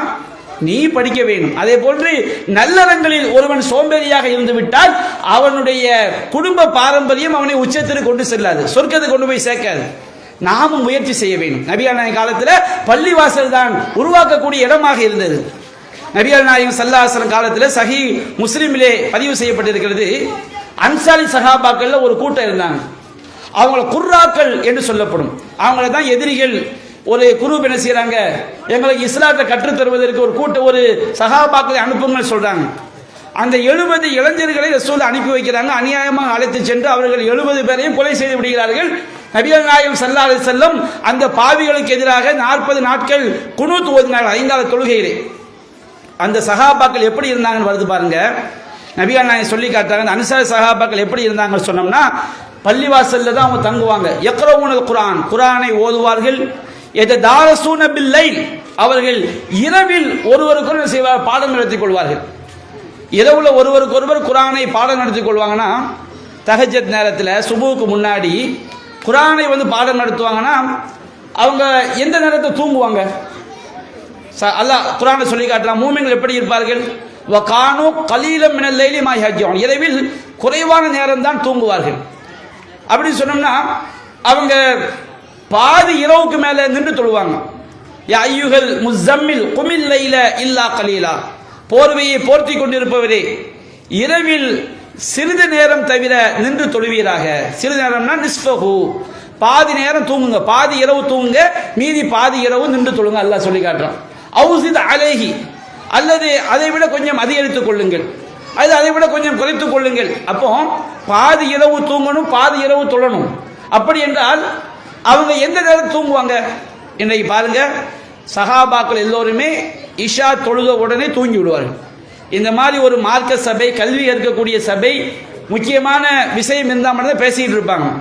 இன்றைக்கு உலக ஓட்டமே மாறிவிட்டது. நம்முடைய வாழ்க்கையே எப்போ தான் துவங்குது? இஷாக்கு தான் பெரிய ஹோட்டலுக்கு போவாங்க. நைட்டு 12 மணி வரைக்கும் 1 மணி வரைக்கும் அரட்டை அடித்து, அதனால் நைட்டில் 1 மணிக்கு கொல்லுன்னு சத்தம் கேட்கும். வெளியே எட்டி பார்த்தோன்னு வச்சுக்கிடுங்க, அங்கே ஒரு 10 பேர் நின்று சிரிச்சுக்கிட்டு இருப்பாங்க.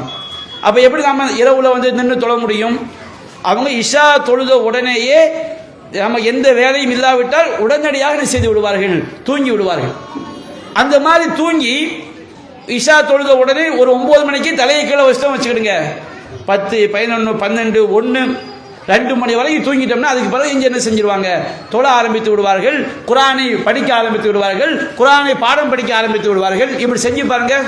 மார்க்கத்துக்கு மட்டும் கிடையாது, பள்ளிக்கூடத்தில் படிக்கிற பிள்ளைங்க கூட இந்த மாதிரி இஷா தொழுதவொன்னு தூங்கி ஒரு 2 மணிக்கு எழுந்து சுபு வரையும் படிக்கிறாங்க வச்சுக்கிடுங்க, உள்ளத்தில் அது ஆணி வேறாக அது பதியும். நல்ல ஒரு மனப்பாடம் செய்யக்கூடிய ஒரு காலகட்டம். அப்போ அந்த மாதிரி அந்த சஹாபாக்கள் என்ன செய்வாங்கன்னா, அவங்க குரானை படிப்பாங்க, இரவில் ஒருவருக்கொருவர் பாடம் நடத்தி கொள்வார்கள். கானு பின் நகார், பகல் நேரங்கள் என்ன செய்வாங்க, எஜிஊன பில் மாயி ஃபயலஊனஹு ஃபில் மஸ்ஜித், பள்ளிவாசல்ல குடிக்கிறதுக்கு தண்ணி இருக்காது. டெய்லி என்ன செய்வாங்க, பகல் நேரம் ஆயிட்டுனா அந்த சஹாபாக்கள் போய் தண்ணி எடுத்துட்டு வந்து பள்ளிவாசல்ல வைப்பாங்க. அதே போன்று வயஹ்ததிபூன், அவங்க என்ன செய்வாங்கன்னா, அன்சாரி சஹாபாக்கள் விறகு வெட்டி ஃபயபிஊனஹு, அதை விற்பார்கள். வயஷ்தரூன பிஹி துஆமலி அஹ்லி சுஃபா, திண்ணை சஹாபாக்களுக்காக. திண்ணை சஹாபாக்கள்னா பள்ளிவாசல் தங்கியிருந்த சஹாபாக்கள். அந்த சஹாபாக்களுக்காக விறகு வெட்டி அதை விற்று அந்த காசை வைத்து சஹாபாக்களுக்கு திண்ணையில் வாழக்கூடிய, பள்ளிவாசல் திண்ணையிலே குடும்பம் இல்லாமல் வறுமையிலே வாழக்கூடிய அந்த சஹாபாக்களுக்கு உணவு வாங்கி கொடுப்பார்கள். இந்த சஹாபாக்கள் எல்லாம் இப்படி உருவாக்கினது எது? நபிகள் நாயகத்துடைய பள்ளிவாசல் என்பதை நாம் பார்க்கின்றோம். அதே போன்று இந்த பள்ளிவாசலோட தொடர்பு இருக்க வச்சுக்கிடுங்க, நம்ம தௌஹீத் பள்ளிக்கு தொடர்ச்சியாக ஜும்மாக்கு வந்துக்கிட்டே இருக்கு. ஒரு வருஷம் வந்தாலே ஏராளமான மார்க்க சட்டங்கள், மார்க்க விளக்கங்கள் அவங்களுக்கு கிடைக்கும். இன்னைக்கு ஏராளமான பெண்கள் நிறைய சிறுக்கான காரியங்கள், இந்த வளகாப்பு அது இதுன்னு சொல்லி பல சிறுக்கில் அவங்க மூடுறதுக்கு என்ன காரணம்? மார்க்க அறிவு இல்லை. நபிகள் நாயகம் காலத்தில் சஹாபி பெண்கள் எல்லாம் பள்ளிவாசலுக்கு தொழுகைக்கு வருவாங்க, ஜும்மாக்கு வருவாங்க. நபிகள் நாயகம் ஸல்லல்லாஹு அலைஹி வஸல்லம் என்ன செய்வாங்க, பெண்கள் கை குழந்தையோடு பள்ளிவாசலுக்கு வரும்போது குழந்தை அழுகக்கூடிய சத்தம் கேட்கும். உன்னை தொழுகையை ரசூலா சுருக்கி வைப்பாங்க. பள்ளிவாசலோடு தொடர்புடையவர்களாக இளைஞர்களும் இருந்தார்கள், பெண்களும் என்ன செய்தார்கள், இருந்தார்கள். நபிகள் நாயகம் சொன்னார்கள், லா தம்னஉ இமா அல்லாஹி அன் மசாஜித் அல்லாஹி, அல்லாஹ்வுடைய அடியார்களாகிய பெண்களை பள்ளிவாசலுக்கு வருவதை விட்டு தடுக்காதீர்கள். ஆண்களுக்கு சொன்னாங்க, கணவனுடைய அனுமதி பெற்று தான் ஒரு பெண்ணு பள்ளிவாசலுக்கு வரணும். உங்களுடைய மனைவி பள்ளிவாசலுக்கு செல்வதற்கு அனுமதி கேட்டால், ஓய்வாக இருக்கும்போது அவங்க பள்ளிவாசலுக்கு போயிட்டு வரும் அனுமதி கேட்டால் நீங்கள் அதை தடுக்காதீங்க, அனுமதி கொடுங்கன்னு அல்லாஹ் என்ன செய்கிறான், ஆண்களுக்கும் சொல்லி காட்டுறான். அப்போ அந்த மாதிரி பள்ளிவாசல் என்பது ஆண்களையும் பெண்களையும் பக்குவப்படுத்தக்கூடிய இடமா இருந்துச்சு. அந்த பக்குவத்தில் ஒன்று ஜும்மா உரை. நபிகள் நாயகம் சொன்னாங்க, யார் 3 ஜும்மாக்களை வேண்டுமென்றே புறக்கணிக்கிறானோ அவனுடைய உள்ளத்தில் அல்லாஹ் செய்து விடுவான், முத்திரையிட்டு விடுவான். அப்படின்னா என்ன அர்த்தம்? நல்ல விஷயங்களை சில ஆட்கள் இருப்பாங்க, என்னதான் நீங்கள் அறிவுரை சொல்லுங்களேன். இந்த பிள்ளைங்களை தான் பாருங்க, எனி டைமும் ஏதாவது செல்ஃபோனில் ஏதாவது ஒரு விஷயத்தை பார்த்துக்கிட்டே இருப்பாங்க. ஏமா இந்த மாதிரி செய்கிற, நீங்கள் என்னத்தை குரானை சொன்னாலும் ஹதீஸை சொன்னாலும் எதுக்குமே அப்படி எரிச்சப்படுத்துகிற அப்படிம்பாங்க. அந்த குரான் உள்ளத்தில் போய் சேராது. அப்போ குரானை சொன்னால் அப்படியே உள்ள நடுங்கணும். ஏன்னா அல்லாஹ்வுடைய வசனம் சொல்லப்படுது, அல்லாஹ்வுடைய ஹதீஸ், நபிகள் நாயகத்துடைய ஹதீஸ் சொல்லப்படுதுன்னு நம்முடைய உள்ளம் அதற்கு செவிதாக்கும். இந்த ஜும்மாவுக்கு தொடர்ச்சியாக போகலன்னு வச்சுக்கிடுங்க. ஆண்களுக்கு ஜும்மா கட்டாய கடமை, பெண்களுக்கு கடமை இல்லை. பெண்கள் தொடர்ச்சியாக வராட்ட பிரச்சனை கிடையாது. ஆனால் அந்த ஜும்மா உரைகளில் இளைஞர்கள் கலந்து கொள்ளும் போது, பெண்கள் கலந்து கொள்ளும் போது, அந்த சத்தியத்தை சொல்லக்கூடிய பள்ளிவாசலும் ஜும்மா உரை இருக்கு பாருங்க, நம்முடைய வாழ்க்கையை பக்குவப்படுத்தும். நம்ம தவறான பாதையிலிருந்து நம்மை அது பாதுகாக்கும். நம்ம ஏதாவது ஒரு அறியாமல் ஒரு பாவத்தை செஞ்சிருப்போம், ஜும்மாவில் போய் உட்காருவோம். ஒரு அசிங்கமான ஒரு சினிமா படத்தை பார்த்துருப்போம், ஜும்மாவில் போய் உட்காருவோம். அல்லாஹ்வுடைய வசனங்கள் சொல்லப்படும், உள்ளம் ஒரு பயப்படும். சொந்த பந்தங்களை பகைத்து வாழ்வார்கள். ஜும்மாவில் நபிகள் நாயகத்துடைய போதனைகள் சொல்லப்படும், குர்ஆன் வசனம் சொல்லப்படும், உள்ளம் பக்குவப்படும். அப்ப ஜும்மாவையே புறக்கணித்தால் அவன் கேடுகட்ட ஒரு மனிதனாக மாறிவிடுவான். அப்ப பள்ளிவாசல்ல உள்ள மிகப்பெரிய பாக்கியங்களும் ஜும்மா உரை. இளைஞர்கள் அந்த ஜும்மாக்களை தொடர்ச்சியாக கலந்து கொள்ளும் போது அது அவங்களை என்ன செய்து பக்குவப்படுத்தும். நபிகள் நாயகம் ஸல்லல்லாஹு அலைஹி வஸல்லம் பள்ளிவாசலை வைத்து தான் பலரையும் பக்குவப்படுத்தினார்கள். சஹீஹ் முஸ்லிமிலே பதிவு செய்யப்பட்டிருக்கிறது. நாம பார்க்கிறோம், நபிகள் நாயகம் ஸல்லல்லாஹு காலத்தில் ஒரு கிராமவாசி பள்ளிவாசலுக்கு வர்றாரு. அது மண்ணு தரதானே, கிராமவாசிகளுக்கு அந்த ஒழுக்கங்கள்லாம் தெரியாது. அவங்க என்ன செய்றாரு, அவருக்கு திடீர்னு ஒன் பாத்ரூம் வந்தவுடனே பள்ளிவாசலே ஓரத்தில் போய் ஒன்றுக்கு உட்கார ஆரம்பிச்சிடுறாரு. சஹாபாக்கள் எல்லாரும் அவரை தடுக்கிறதுக்காண்டி பாயிறாங்க. அப்போ நபிகள் நாயகம் சொன்னாங்க, லா துஸ்ரிமுஹு தஊஹு, அவரை ஒன்றுக்கு போல தடுத்துறாங்கப்பா, விட்டுருங்கப்பாங்கிறாங்க. அவர் என்ன ஒன்றுக்கு போயிட்டு இருக்கும்போது தடுத்தோன்னு வச்சுக்கிடுங்க, பள்ளிவாசல் ஃபுல்லாக என்ன செஞ்சிடும், சிறுநீராயும். அப்போ நபிகள் நாயகம் ஸல்லல்லாஹு அலைஹி வஸல்லம் என்ன செய்கிறாங்க, அவங்க ரொம்ப அன்பானவர்கள், அழகா சொன்னாங்க, அவரை விட்டுருங்கன்னு சொல்கிறாங்க. அப்போ சஹாபாக்கள் விட்டவுடனே அவர் அந்த இடத்துல சிறுநீர் கழித்து முடிக்கின்றார். அப்போ நபிகள் நாயகம் ஸல்லல்லாஹு அலைஹி வஸல்லம் பொறுமையாக இருந்துட்டு அவர் அழைச்சி சொல்கிறாங்க, அவர் அழைச்சி நபிகள் நாயகம் சொல்கிறாங்க, இன்ன ஹாதில் மசாஜித் லா தஸ்லுஹு லி ஷையின் மின் ஹாதல் பவுல். இந்த பள்ளிவாசல் என்பது இந்த மாதிரி சிறுநீர் கழிப்பதற்குரிய இடம் இல்லை. கொஞ்சம் கூட இந்த பள்ளிவாசலில் சிறுநீர் பட்டுவிடக்கூடாது.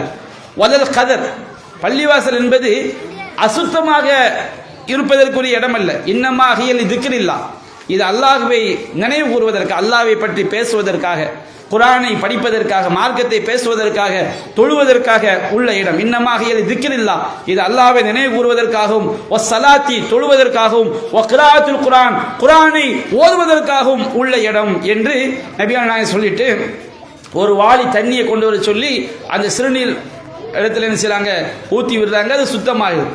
அப்ப நபிகள் நாயகம் ஸல்லல்லாஹு அலைஹி வஸல்லம் பள்ளிவாசலை வைத்துத்தான் சஹாபாக்களை பக்குவப்படுத்தினார்கள், அவர்களை நன்மக்களாக உருவாக்கினார்கள். நாம் பார்க்கின்றோம், சஹீஹ் முஸ்லிம்ல பதிவு செய்யப்பட்டிருக்கு. சஹாபாக்கள் ஒரு யுத்தத்துக்கு போறாங்க. ஒரு யுத்தத்தில் போய் ஒரு ஆளை கைது செய்து வர்றாங்க. அவர் ரொம்ப முக்கியமான ஆளு. அவர் முக்கியமான ஆளுங்க சஹாபாக்களுக்கு தெரியாது. அவரை கைது பண்ணி கொண்டு வந்துடுறாங்க. அவர் பேர் சுமாமத் இப்னு உஸால். நபிகள் நாயகம் அவரை பார்த்தோன்னே கண்டுபிடிச்சிடுறாங்க, இவர் அந்த சமுதாயத்தில் உள்ள ரொம்ப மிகப்பெரிய விஐபி, ரொம்ப முக்கியமான ஆள். அவர் சஹாபாக்களை பிடிபட்டு வந்தவொடனே நபிகள் நாயகம் ஸல்லல்லாஹு அலைஹி வஸல்லம் பள்ளிவாசல்ல அந்த சுமாமாவை என்ன செய்றாங்க, கட்டி வைக்கிறாங்க. கைது பண்ணி சாப்பாடு எல்லாம் அந்த நேரத்துக்கு வரும். சஹாபாக்கள்லாம் தொழுகைக்கு வர்றதை பார்க்குறாரு. நபிகள் நாயகம் தொழுகைக்கு வர்றதை பார்க்குறாங்க, ருக்கு செய்யறதை பார்க்குறாங்க, சஜிதா பண்ணுறதை பார்க்குறாங்க. பள்ளிவாசல் நடக்கக்கூடிய உபதேசங்களை அவர் கேட்குறாரு. பள்ளிவாசல் நடக்கக்கூடிய அந்த சமூக சேவைகளை எல்லாம் பார்க்குறாங்க. நபிகள் நாயகத்துடைய பள்ளிவாசல் சாதாரண பள்ளிவாசல் அல்ல. பள்ளிவாசல்ல தான் ஏழைகளுக்குரிய ஜக்காத் எல்லாமே அங்கே குவித்து வைக்கப்பட்டிருக்கும். நாம் ஹதீஸ்களில் பார்க்குறோமா இல்லையா? ரமதான் மாதத்துடைய ஜக்காத்தை பாதுகாப்பதற்காக அபூ ஹுரைராவை நபிகள் நியமிக்கிறாங்க. ஒவ்வொரு இரவிலும் ஷைத்தான் குறுக்கீடு செய்யக்கூடிய அந்த ஹதீஸை நாம் பார்க்கிறோம். பள்ளிவாசல் என்பது தொழுகைக்கு மட்டும் உள்ள இடமாக இல்லை, அது தர்மங்களை எல்லாம் சேர்த்து வைத்து விநியோகிக்கக்கூடிய இடமாக இருந்தது. அப்ப சுமாமத் இப்னு உஸால் பள்ளிவாசல் நடக்கக்கூடிய எல்லா விஷயங்களையும் பார்க்கிறார். பார்த்துவிட்டு நபிகள் நாயகம் வர்றாங்க. சுமாமா இந்த கையா சுமாமா முதல் நாள் கேட்குறான், சுமாமாவே நீங்கள் என்ன நினைக்கிறீங்க? அல்லாஹ்வின் தூதரே, என்ன நீங்கள் கொலை பண்ணீங்கன்னா என் சமுதாயம் என்ன செய்யும், பழிக்கு பழி வாங்கும். நீங்கள் என்ன விடுதலை செஞ்சிட்டீங்கன்னா நான் நன்றி உடையவனாக நடந்து கொள்வேன். நபிகள் நாயகம் அடுத்த நாள் வர்றாங்க. இந்த கையா சுமாமாவே நீங்கள் என்ன நினைக்கிறீங்க? அதே பதில சொல்கிறார், நீங்கள் என்ன கொலை பண்ணிட்டீங்கன்னா என் சமுதாயம் உங்களை ரத்த பழி வாங்கும், நீங்கள் என்ன விட்டுட்டீங்கன்னா நன்றி உடையவனாக நடந்து கொள்வேன் அப்படிங்கிறார். நபிகள் நாயகம் மூன்றாவது நாள் வர்றாங்க. இந்த கையா சுமாமா அதே பதில சொல்கிறார். 3 நாளாக பள்ளிவாசல் சஹாபாக்குடைய செயல்பாடு, நபிகள் நாயகத்துடைய செயல்பாடு, பள்ளிவாசல் நடக்கக்கூடிய எல்லா காரியங்களையும் அவர் பார்த்து விட்டு நபிகள் நாயகம் 3ஆவது நாள் வந்தவுடனே அவர் அவிழ்த்து விடுங்கிறாங்க. அல்லாஹ்வின் தூதர் சொல்லிவிட்டு சஹாபாக்கள் கேட்பாங்க, மிகப்பெரிய எதிரி, அவரை கைது பண்ணி கட்டி வச்சிருக்கிறாங்க, அவர் அவிழ்த்து விட்டால் தப்பிச்சு ஓடிட்டா என்ன செய்யறது, யாரையாவது கொலை பண்ணிட்டா என்ன செய்யறது? ஆனால் நபிகள் நாயகம் சொன்னாங்கன்னா கட்ட அவிழ்த்து விட்டாராங்க. கட்ட அவிழ்த்து விட்டவுடனே நேரம் என்ன செய்யறாரு, பக்கத்தில் உள்ள பேரிச்சந்தோப்புக்கு போறாரு. அங்கே உள்ள ஒரு நீரோடையில் குளிக்கின்றார். குளித்து விட்டு நபிகள் நாயகிட்ட வர்ற, அல்லாஹ்வின் தூதரே, நான் என்னை கைது பண்ணி வச்சிருக்கும் போதே இஸ்லாத்தை ஏற்கிறேன்னு சொல்லியிருந்தா நீங்கள் என்ன நினைப்பீங்க? இவர் கொலைக்கு பயந்து இஸ்லாத்தை ஏற்றுக்கொண்டா நினைப்பீங்க. அதனால தான் இப்பொழுது சொல்கிறேன், நீங்களாக என்னை விடுதலை செய்தப்ப நான் சொல்கிறேன், அஷ்ஹது அல்லாஹ் இலாஹ இல்லல்லாஹ் வ அஷ்ஹது அன்ன முஹம்மதர் ரசூலுல்லாஹ், வணக்கத்திற்குரியவன் அல்லாஹ்வை தவிர யாரும் இல்லை, முஹம்மது ஸல்லல்லாஹு அலைஹி வஸல்லம் அல்லாஹ்வுடைய தூதர் என்று அவர் கலிமாவை சொல்லிவிட்டு கூறுகிறார், யா முஹம்மதே வல்லாஹி மா கானத் அர்லி வஜ்ஹுன் அப்கல இலைய மின் வஜ்ஹி, இந்த உலகத்தில் உங்களுடைய முகத்தை விட மிக வெறுப்பிற்குரிய முகம் வேறு எதுவும் எனக்கு இருக்கவில்லை, உங்களைத்தான் நான் கடுமையாக வெறுத்தேன்.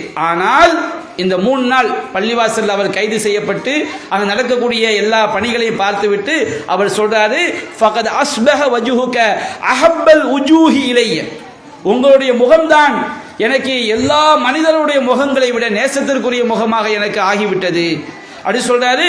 வல்லாஹி மாக்கான மின் தீனின் அபகத இலைய மின் தீனிக், உங்களுடைய மார்க்கத்தை விட மிக வெறுப்பிற்குரிய மார்க்கம் வேறு எதுவும் எனக்கு இல்லை. நான் இஸ்லாத்தை அப்படி வெறுத்தேன்.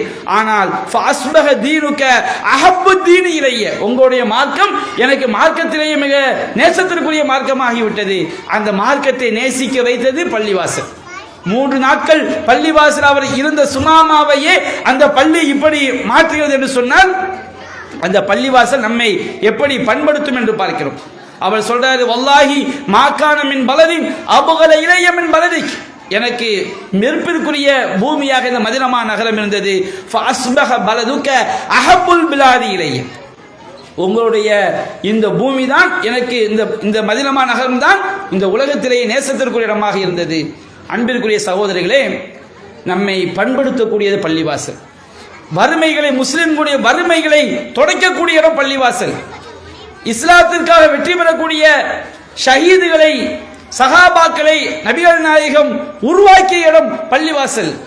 அந்த பள்ளிவாசலோடு தொடர்பில் இருந்தால் நிச்சயமாக இளமை பருவத்திலிருந்தே பள்ளிவாசலோடு தொடர்பில் இருக்கக்கூடிய இளைஞர்கள் மதுவிற்கு அடிமையாக மாட்டார்கள், கஞ்சாவிற்கு அடிமையாக மாட்டார்கள், காதல் என்ற பெயரிலே மார்க்க ஒழுக்கங்களை எல்லாம் மீறி அந்நிய பெண்ணோடு போனில் பேச மாட்டார்கள், பெற்றோர்களுக்கும் குடும்பத்திற்கும் இழிவை தேடித்தர மாட்டார்கள், படிதாண்டி செல்ல மாட்டார்கள்.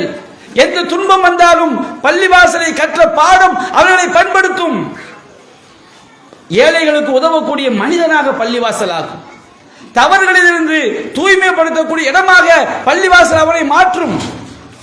பள்ளிவாசல் என்பது அப்படிப்பட்ட இடம். அதான் நபி அல்லாஹ் சொன்னான், நபியான சொன்னார்கள், அஹப்புல் பிலாதி இலல்லாஹி மசாஜிதுஹா, இந்த உலகத்தில் உள்ள இடங்களிலேயே அல்லாஹ்விற்கு மிக விருப்பமான இடம் பள்ளிவாசல். சஹாபாக்கள்னா ஒரு துன்பம் வந்துட்டா பள்ளிவாசலுக்கு போவாங்க. நபிகள் நாயகம் ஸல்லல்லாஹு அலைஹி வஸல்லம் ஃபாத்திமா ரலியல்லாஹு அன்ஹா அவங்களுக்கும் அலி ரலியல்லாஹு அன்ஹு அவங்களுக்கும் ஒரு பிரச்சனை. அலி ரலியல்லாஹு அன்ஹு கோவிச்சுக்கிட்டு போயிட்டாங்க. ரசூலா வீட்டுக்கு வர்றாங்க. ஃபாத்திமா ரலியல்லாஹு அன்ஹா கிட்ட கேட்குறாங்க, எங்க அலி எங்கன்னு கேட்கும்போது அவர் ஏதோ ஒரு மனக்கசப்பில் வீட்டை விட்டு போயிட்டாங்க. நேர ரசூலா எங்கே வர்றாங்க? பள்ளிவாசலுக்கு தான் வர்றாங்க. சஹாபாக்களுடைய வாழ்க்கையை பாருங்க. ஒரு சின்ன கவலை வந்துட்டுனா எங்கே போய் இருக்கிறாங்க? ரசூலுல்லாஹ்வுடைய பள்ளிவாசல் அடைக்கலம் கொடுக்கக்கூடிய இடமா இருந்துச்சு. பள்ளிவாசலில் அந்த மண் தரையில் அலி ரலியல்லாஹு அன்ஹு படுத்து கிடக்கிறாங்க. அந்த மண் அவங்களுடைய மேனையில் ஒட்டி இருக்கிறது. நபிகள் நாயகம் சொல்றாங்க, கும் யா அபா துராப், அபு துராபே எழுந்திருப்பீராக.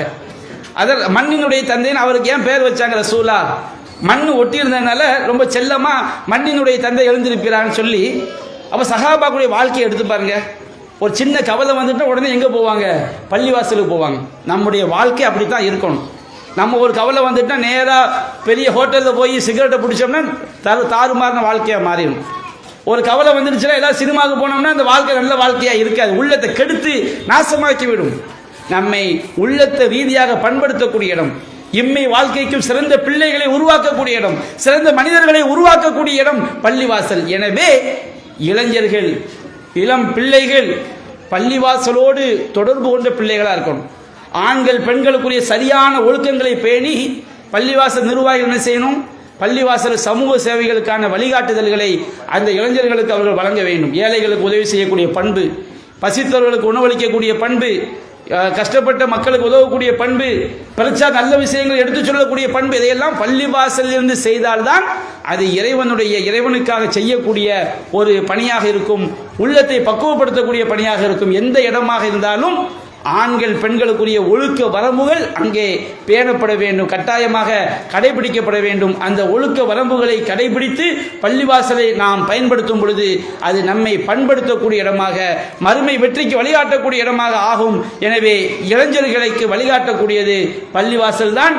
அரசியலில் நிலவரக்கூடிய இளைஞர்களாக, வணக்க வழிபாட்டு இளமை பருவத்தை கழிக்கக்கூடிய இளைஞர்களாக ஒரு இளைஞனை உருவாக்கக்கூடிய இடம் எதுவென்றால் பள்ளிவாசல். அந்த இளைஞன் பள்ளிவாசலோடு தொடர்பு கொண்ட உள்ளத்தை உடையவனாக இருக்க வேண்டும். எனவே அல்லாஹ்வின் தூதர் இஸ்லாமிய என்று நான் ஒரு சில செய்திகளைத்தான் நான் உங்களுக்கு கோடிட்டு காட்டியிருக்கின்றேன். அந்த அடிப்படையில் பள்ளிவாசல் நாம் மரணிக்கின்ற வரை, அதிலும் குறிப்பாக இளமை பருவத்திலே நாம் நம்முடைய தொடர்பை பள்ளிவாசலோடு அதிகம் வைத்துக் கொள்ள வேண்டும். பள்ளிக்கூடம், பள்ளிவாசல், இப்படித்தான் நம்முடைய வாழ்க்கையை நாம் கழிக்க வேண்டும். தவறான இடங்களுக்கு சென்று வாழ்வை நாசமாக்கி விடக்கூடாது. அல்லாஹ் ரப்புல் ஆலமீன் அத்தகைய நன்மக்களாக நம் அனைவரையும் ஆக்கியருள் புரிவானாக. வாஹிரு தஅவானா அல்ஹம்துலில்லாஹி ரப்பில் ஆலமீன். அஸ்ஸலாமு அலைக்கும் வரஹ்மத்துல்லாஹி வபரகாத்துஹு.